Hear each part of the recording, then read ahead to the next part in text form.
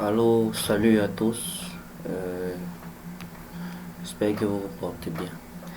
Et bienvenue dans dans la deuxième vidéo de cette formation en programmation C. Savoir, nous verrons aujourd'hui comment est-ce qu'on déclare les variables. Déjà, je tiens à m'excuser parce que je suis un peu enrhumé là, mais j'espère quand même que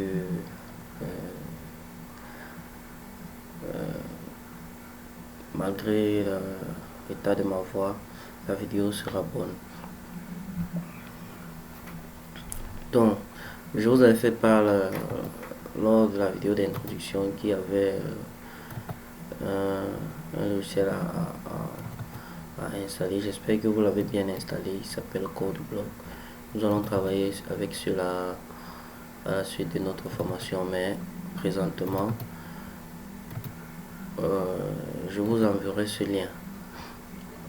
Ici, il s'agit d'une interface de programmation en ligne. Et à partir du lien que je vais vous envoyer dans le groupe, dans le lien en description, dans notre groupe WhatsApp dans lequel nous sommes, vous pourrez accéder à ce site et commencer vous-même à programmer directement sans avoir même d'idée en local. C'est un site qui permet de programmer en plusieurs langages, comme vous verrez par exemple ici en haut à droite. Si vous déroulez, vous verrez non seulement le C, il y a le C++, C++, il y avait toute cette version. Il y a le Java, il y a Python, il y a Kotlin, PHP, C Sharp et plusieurs autres langages. Il y en a assez. Donc c'est plutôt un outil assez intéressant qui permet même de créer des projets. Donc, mais pour créer un projet, ce que vous devez comprendre, pour créer un projet, il faudrait que vous soyez, il faudrait que vous ayez un compte pour qu'il puisse sauvegarder votre compte dans votre session d'utilisateur, afin que lorsque vous reviendrez de nouveau, vous puissiez voir, que vous puissiez répertorier vos projets et même accéder de nouveau, afin de ne pas perdre toutes les modifications que vous y avez effectuées. Donc, justement, dans le cadre de cette formation, nous allons créer un projet ici.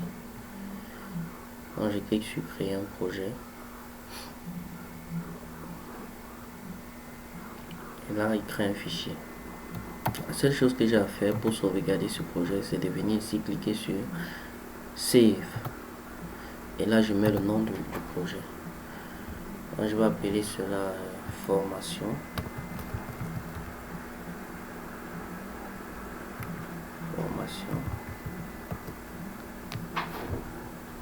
en programmation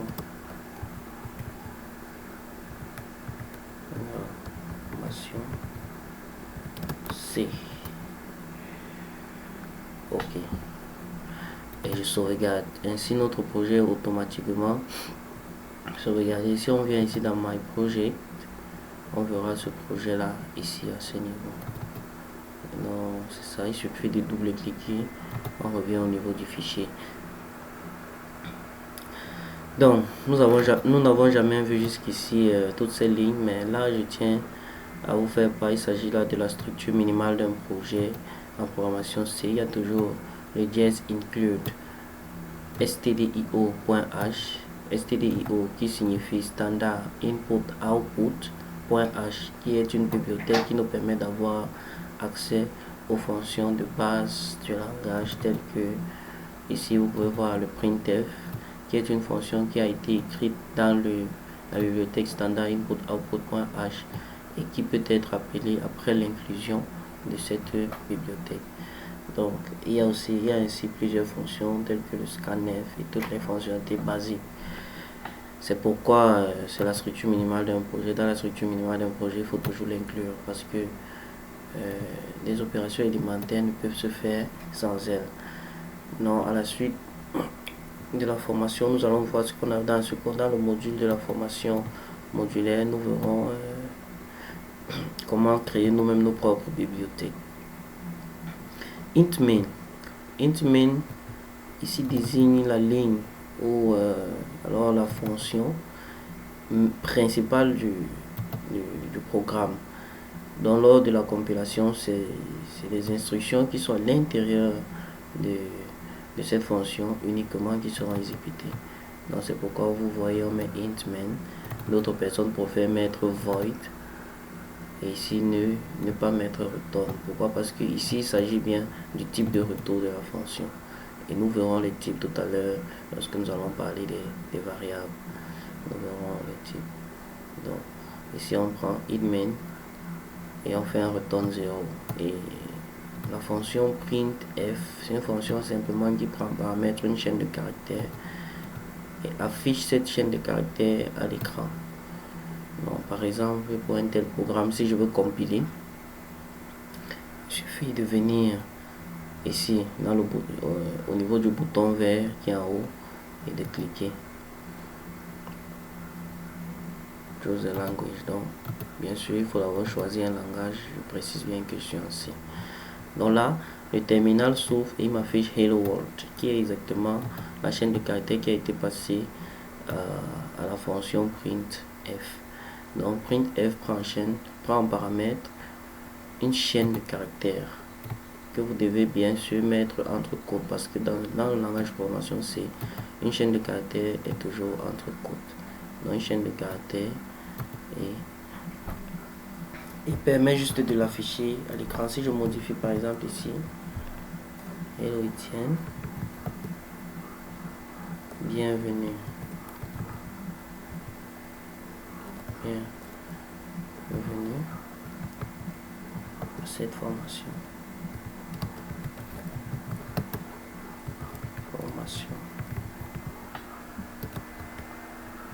Et que je recompile, vous verrez. Là, on affiche maintenant Hello World, Etienne, bienvenue à cette formation. Donc, quelle que soit la chaîne, cette fonction se permet tout simplement de pouvoir l'afficher.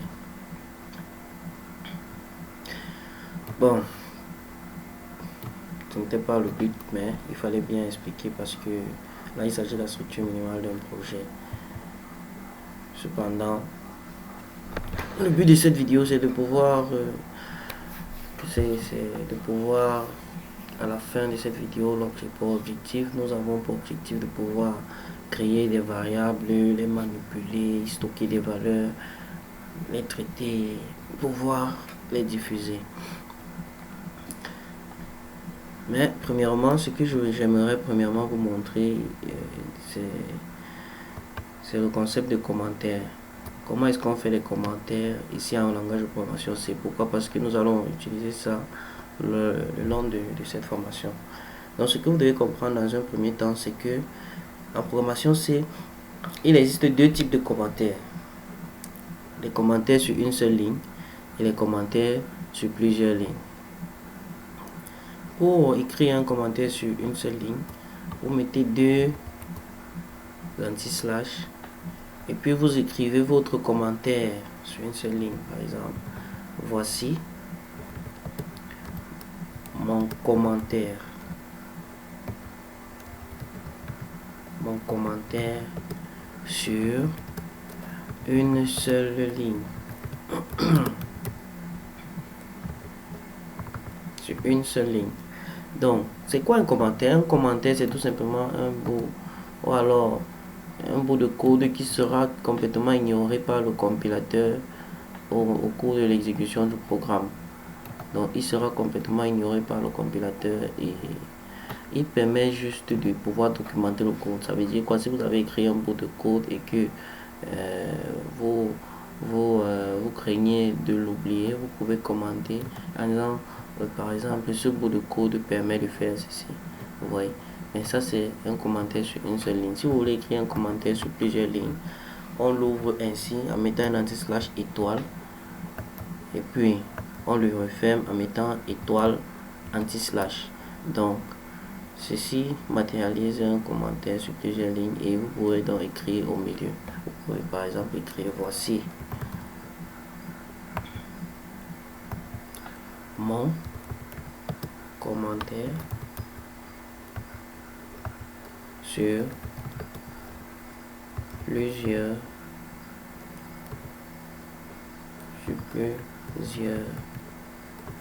ligne. Vous voyez.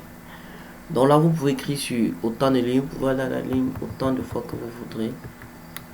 Cela ne causera aucun souci. Seulement, vous ne devez pas manquer de fermer le commentaire ici. Parce que si je supprime par exemple cette barre, vous verrez que ça prend en commentaire tout ce qui va jusqu'au fond. Donc, en écrivant, n'oubliez surtout pas de refermer le commentaire. Et c'est ce qui permet donc de prendre en compte les autres instructions de l'enfant. Donc, nous utiliserons cela tout au long de cette formation. C'est pourquoi je tenais vraiment à ce que vous soyez au courant de cela. Bien, entrons donc maintenant dans la matière qui nous amène ici, à savoir la déclaration et la manipulation des variables. Premièrement, ce dont vous devez comprendre, c'est que le langage de programmation C est un langage fortement typé. Fortement typé en ce sens que ici, les types doivent être déclarés de façon implicite. Donc, chaque variable déjà a ce qu'on appelle un type. On ne peut pas juste déclarer une variable et mettre des éléments à l'intérieur sans qu'on ait défini au préalable ce qu'il devait, je veux dire, le type d'éléments qu'il devait avoir. Donc, en programmation C, les variables ont ce qu'on appelle des types.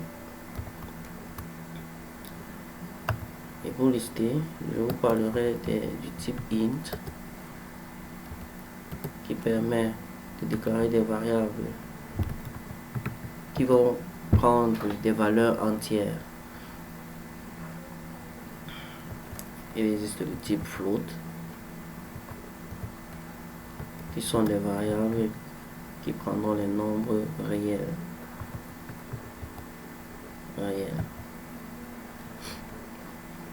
Et quand on parle des entiers, c'est entier positif, négatif, réel, positif, négatif. Donc, il s'agira aussi des chars qui prendront des caractères. Ici, il s'agit des caractères.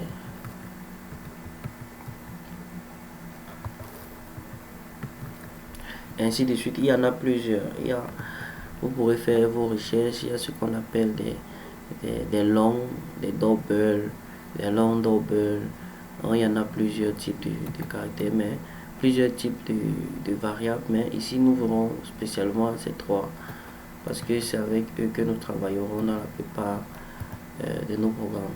Donc, pour déclarer une variable en langage de programmation C, premièrement, nous avons besoin du type de variable dont nous avons besoin de créer.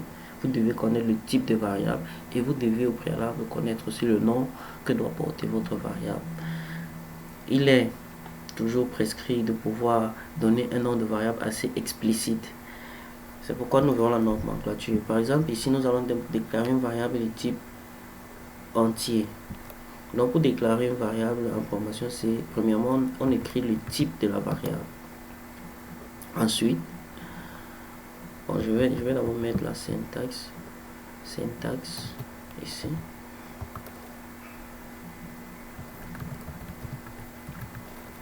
Syntaxe de déclaration.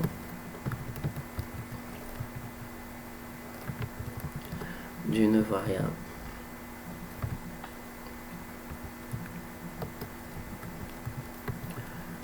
De type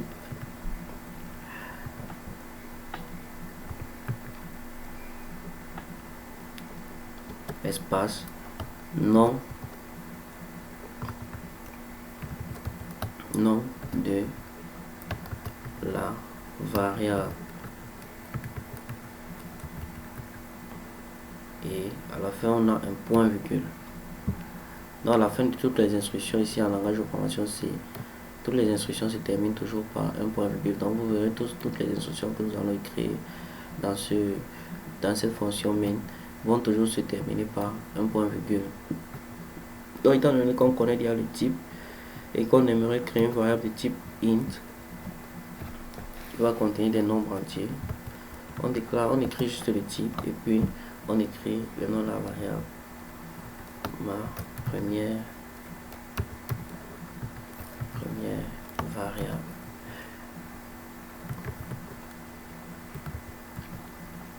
point virgule. Donc, ce que vous devez comprendre, c'est qu'ici, une variable n'accepte pas des caractères spéciaux. Donc, on ne peut pas mettre des espaces, on ne peut pas mettre des aérobases, on ne peut pas mettre dièse, des pourcentages. Aucun caractère spécial n'est accepté dans le nom d'une variable. Premièrement. Deuxièmement, vous ne pouvez pas commencer le nom d'une variable par un chiffre. Ça ne marche pas. Donc ici, il y a des types de nomenclature. Ici, par exemple, c'est ce qu'on appelle le camel case. Camel case constitue quoi? Ça veut dire que le premier mot de votre variable sera totalement en minuscule et la première lettre de tous les autres mots seront en majuscule, le reste en minuscule, comme vous pouvez voir. Ça, c'est un type de nomenclature qu'on appelle en langage de programmation le camel case. Donc, d'autres personnes préfèrent utiliser ce type de nomenclature, d'autres personnes préfèrent plutôt utiliser la nomenclature qui suit en séparant plutôt les mots par des tirés de 8. Ma première variable. Tiré de 8 variable.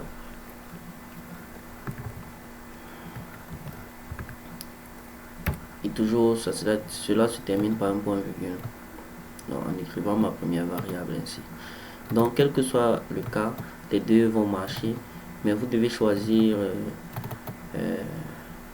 une seule façon de nommer vos variables. Soit vous commencez en camel case et vous allez ainsi jusqu'à la fin de votre programme, c'est-à-dire vous mettez toutes vos variables en camel case afin de ne pas vous embrouiller lors de l'exécution du programme.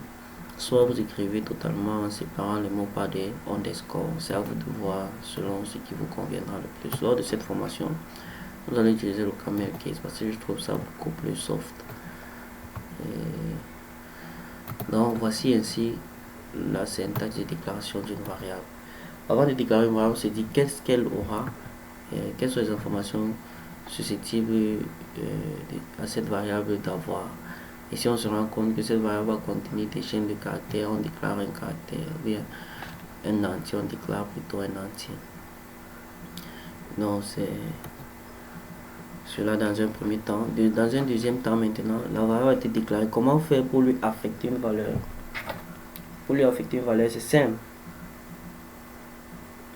C'est ce qu'on appelle la déclaration des variables.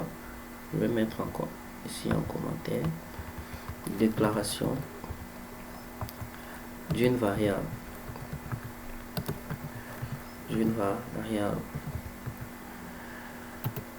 Deuxième position, on va voir comment affecter une valeur à une variable. Parce que nous avons à déclarer une variable. Et ce que vous devez comprendre, on n'affecte pas une valeur à une variable qui n'a pas été premièrement déclarée.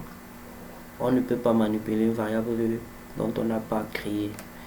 Donc ici, pour assigner une valeur à ma variable, j'écris juste ma variable, pour ma première variable. Et on met le signe égal. Et on l'assigne une valeur. On met un point virgule. Donc déjà, on met le nom de la variable qu'on a créée. On met le signe égal qui est un signe d'affectation pour dire au programme prends 15 et injecte cela dans ma variable, première variable. Puisque la variable n'est qu'un espace mémoire ayant la possibilité de contenir donc des valeurs. Lorsqu'on crée une variable telle int, ma première variable, cela va juste en mémoire créer une variable ou alors créer un espace mémoire et vous retourne dans l'adresse de cet espace, ce qui fait que à chaque fois que vous assignez ou que vous modifiez la valeur de cette valeur là est directement assignée à cet emplacement mémoire qui a été réservé. Donc voici comment on affecte affectation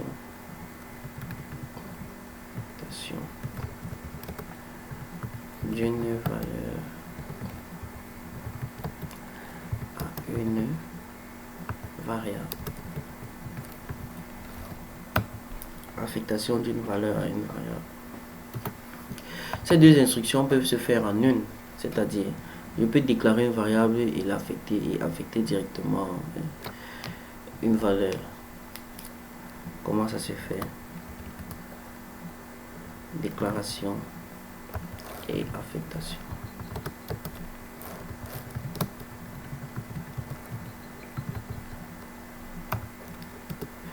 D'une valeur.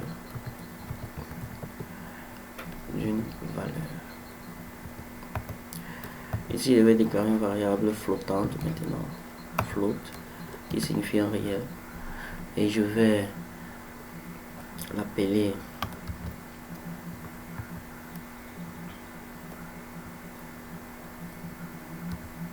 ma deuxième variable.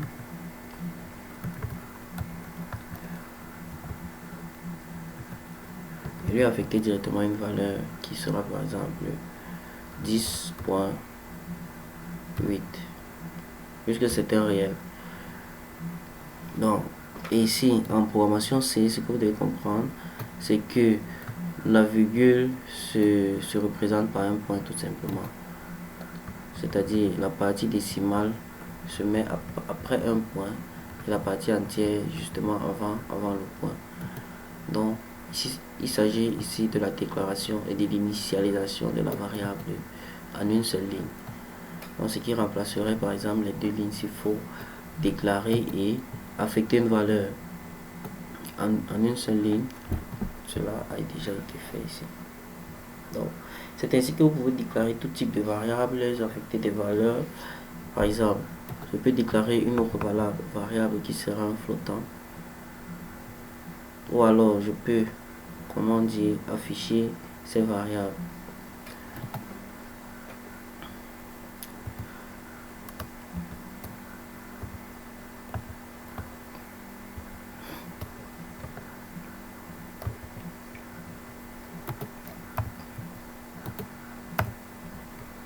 Pour afficher ces variables, premièrement, nous avons vu que la fonction d'affichage c'était printf.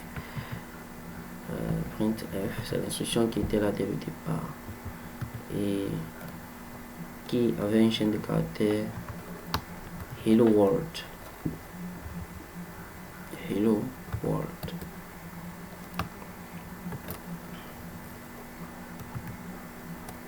Hello world. Cette instruction permettant d'afficher une chaîne est la même, est toujours celle qui va nous permettre d'afficher une variable. Mais pour afficher une variable, ce que vous devez comprendre, c'est qu'on utilise ce qu'on appelle des formats. Des formats de données pour chaque type de variable.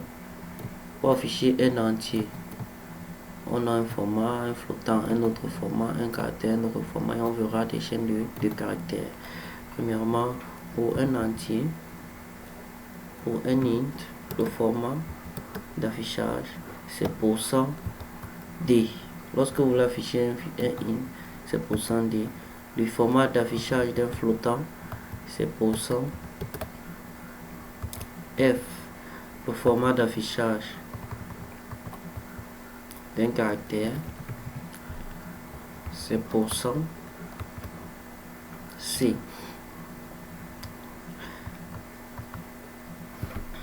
Le format d'affichage d'une chaîne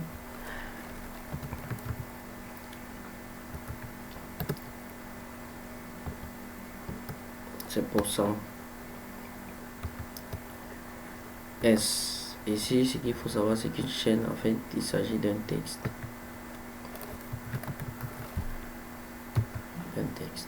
Donc, nous verrons cela beaucoup plus loin, sachant qu'une chaîne, c'est une composition de plusieurs caractères. On associe plusieurs caractères pour avoir une chaîne. Donc, ça veut dire que lorsque nous allons voir les tableaux, nous verrons comment créer des chaînes de caractères. Mais déjà, le format d'affichage, vous devez les retenir. Vous pouvez même faire des captures d'écran pour pouvoir les mémoriser. Ici, donc, nous allons afficher notre première variable. Sachant que notre première variable est de type entier, on cherche le format qui correspond et on se rend compte que c'est %d. Donc, pour afficher le format, on vient d'abord dans la chaîne, on met %d. Ici, hors de la chaîne, on met une virgule et on met dans le nom de la variable dont on aimerait afficher. Ici, dans notre cas, c'est ma première variable, tout simplement. Donc, c'est comme ça qu'on affiche des chaînes. Premièrement, on met une chaîne et on concatène avec la variable Hello World. Ma première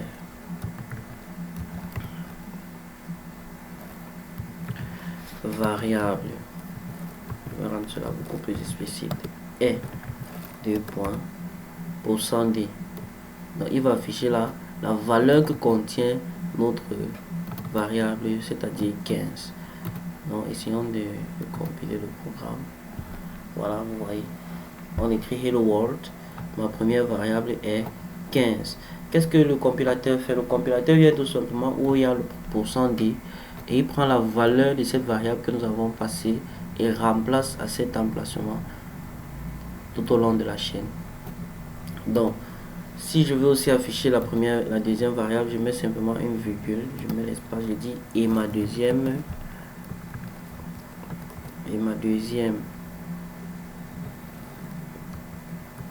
variable est 2 points. Maintenant, quel est le format de la deuxième variable? La deuxième variable est un flottant. Donc, ça veut dire que je vais mettre le format correspondant au flottant qui est %f. Donc, je viens ici, je mets ici %f. Et après la virgule et après l'autre variable, après ma première variable, je mets une autre virgule, j'écris ma deuxième variable. Donc ça c'est une idée plutôt intelligente qui vous proposera l'autocomplétion. Je vous enverrai le lien. Donc avec cette idée, vous n'avez pas besoin d'installer des logiciels en local ou en ligne, vous pouvez travailler.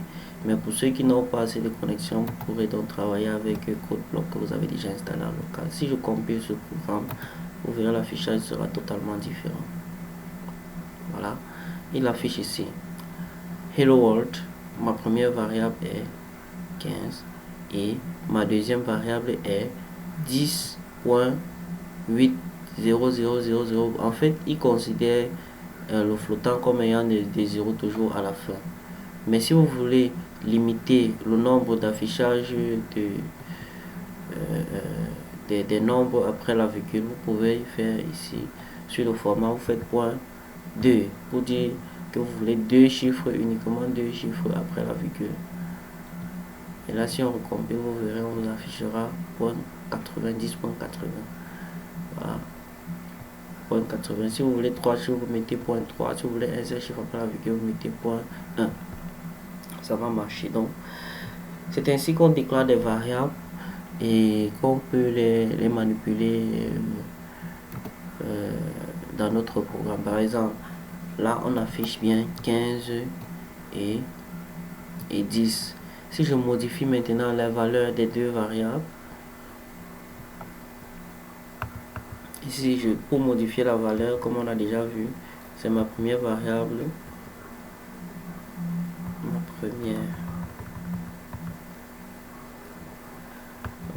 Premièrement, je lui affecte maintenant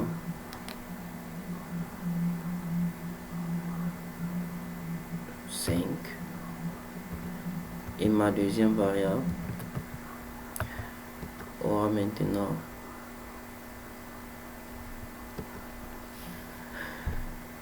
20. Donc je vais tout simplement venir ici, je fais un printf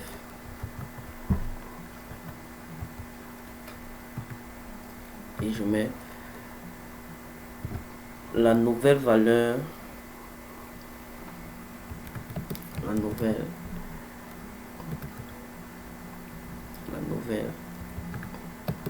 valeur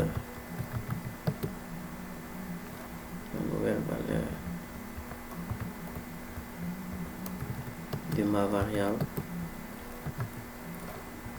de ma première variable est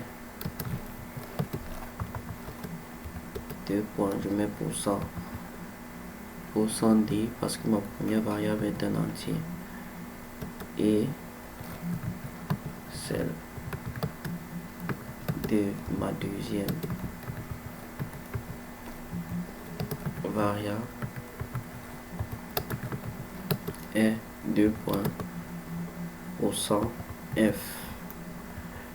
Et après les apostrophes, je viens donc, je mets ma première variable, virgule, ma deuxième variable.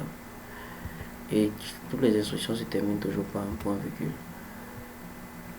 Et lorsqu'on fait un run, voilà, il a mis tout ça sur une ligne. Donc après le 10.0.80, il met la nouvelle valeur de ma variable est 5 et celle de ma deuxième variable est 20.0000. Bon, maintenant, lorsqu'on fait un affichage comme celui-ci et qu'on aimerait passer la ligne, qu'on aimerait passer sur une nouvelle ligne avant de faire d'autres affichages, on met tout simplement un anti-slash n, qui est une instruction permettant d'aller à la ligne. Si je recompile ce programme, vous verrez. Maintenant, après avoir affiché la première ligne, il ira à la ligne. Voilà. Après avoir affiché, il va à la ligne et il fait mon deuxième affichage qui est ici. La valeur de ma première variable est 5. Je vais dire la nouvelle valeur de ma première variable est 5 et celle de la deuxième est 20.000. Donc, comme on a dit, vous pourrez modifier le nombre de chiffres qui doivent s'afficher après la virgule. Ce que vous devez comprendre ici, c'est que il identifie le premier format à la première variable que vous aurez mis ici dans la liste après la virgule. Donc, le premier format, il fait une correspondance. Le premier format correspond à la première variable et le second format correspond à la seconde variable. Donc, vous devez toujours placer ces formats en fonction de l'ordre des variables chronologiquement. Donc, c'est cela. Voilà, vous connaissez maintenant comment on déclare une variable, comment on lui affecte une valeur et comment est-ce qu'on peut afficher une variable simplement avec son type. Maintenant, nous allons voir un type beaucoup plus aussi très intéressant qu'on appelle les constantes. Je vais éliminer ceci. Je vais éliminer tout ça. Jusqu'ici. Déclaration maintenant. Je vais avoir constante. Pour déclarer une variable constante, tout simplement, on utilise premièrement le mot-clé const. Ensuite, on utilise dans le type. Par exemple, je vais déclarer un flottant parce que j'aimerais déclarer la variable pi. Généralement, le nom des variables constantes sont en majuscule en langage de programmation C. Donc, à chaque fois que vous déclarez une constante, il faudrait que le nom de la variable soit en majuscule. Donc, vous allez écrire tout simplement, on va déclarer la variable pi qui sera à 3.14. Bien sûr, la virgule étant matérialisée en informatique comme le point. Voyez. Ça veut dire que cette variable ne peut être changée au cours de l'exécution du programme. Elle va rester toujours à 3.14. Parce que c'est vraiment important. Imaginez que vous écrivez un programme, vous déclarez une variable pi et que vous manipulez au cours du programme. Si par mégarde, un développeur vient et modifie la valeur de la variable, vous voyez que tous les résultats seront totalement faussés. Donc, ce qui fait que si un autre développeur vient et tente de modifier la valeur de cette variable constante pour mettre par exemple 3.0 et qu'on essaye de compiler, vous verrez une erreur. Parce qu'on peut modifier les variables qui sont constantes. Vous voyez ici. On nous sort une erreur du genre error assign of read only variable p. Donc cette variable n'est accessible qu'en lecture. Vous dites que cette variable n'est plus accessible en écriture. Donc on ne peut plus affecter une autre valeur à cette variable, qu'importe sa valeur. Donc c'est ainsi qu'on déclare les constantes. Premièrement, on met le mot-clé const. Après, on met le type des variables. Je vais mettre la syntaxe ici.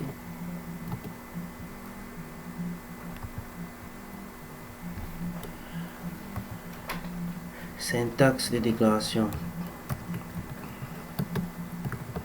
de déclaration des constantes. Deux points. Const, premièrement, le type de la variable constante. Ça peut être un caractère, ça peut être une chaîne, ça peut être un flottant, ça peut être un entier. Donc on met le type et après on met le nom de la variable.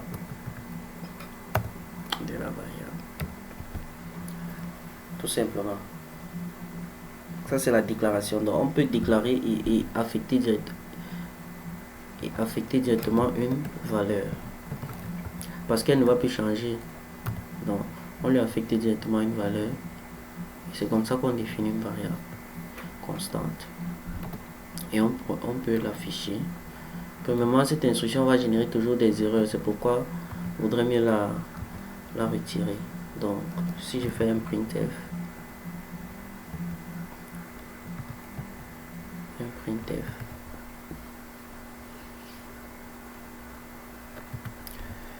la valeur de pi est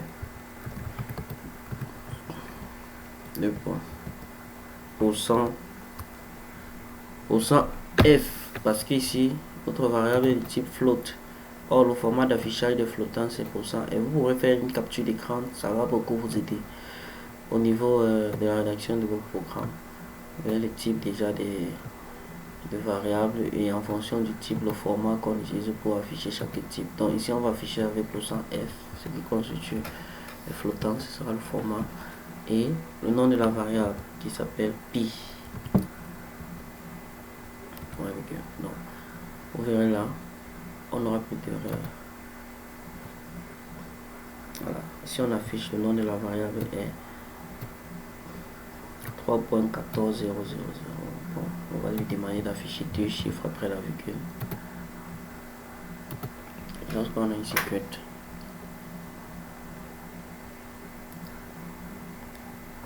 ici il affiche la valeur de pi.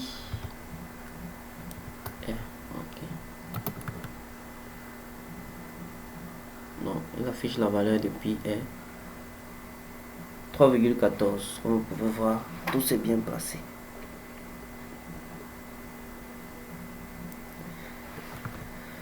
Donc, actuellement, nous verrons encore une dernière notion en ce qui concerne la déclaration des variables. C'est que la création ou alors le nom de vos variables doivent être suffisamment explicite. Ce que vous devez comprendre. Suffisamment explicite. Donc, ça ne sert à rien de créer une variable et d'affecter à cette variable ou bien d'écrire un commentaire qui va expliquer ce que fait la variable. Par exemple, si vous déclarez par exemple int h dans votre programme qui est un programme déjà que vous écrivez pour un logiciel. Donc si vous écrivez int h reçoit 10 et que vous venez en haut spécifier dans le commentaire que ici il s'agit de l'âge d'un étudiant par exemple, cela n'est vraiment pas propice pour la performance du programme et pour sa lisibilité. Donc autant au lieu de faire ceci, il serait préférable vraiment de déclarer une variable de type âge, par exemple étudiant, en écrivant camel case âge et étudiant, et lui affecter cette valeur, la valeur que vous auriez voulu. Donc il est plus explicite d'écrire cette ligne uniquement au lieu de faire ces deux lignes et de mettre en commentaire ici il s'agit de l'âge de l'étudiant. Ceci est vraiment bidon et c'est mieux d'avoir les noms de vos variables vraiment explicites, de telle en sorte qu'à chaque fois que vous verrez cela, vous saurez exactement de quoi est-ce qu'il s'agit. Donc c'est un peu cette prescription que nous donnons à nos débutants chaque fois. Donc déjà j'espère que vous avez appris par rapport aux variables, comment déclarer des variables, comment développer, comment est-ce qu'on affecte des valeurs, comment est-ce qu'on déclare des constantes, comment est-ce qu'on affiche une variable. Toutes vos questions sont entendues en commentaire et les exercices vous seront produits dans le groupe et vous allez les résoudre, vous allez poser vos questions et nous allons répondre à toutes les questions. Bien, merci. Et je vous donne un rendez-vous à la vidéo suivante. La vidéo suivante où nous verrons les opérateurs. Comment est-ce qu'on déclare, comment est-ce que on effectue des opérations entre les variables. Donc, je vous souhaite déjà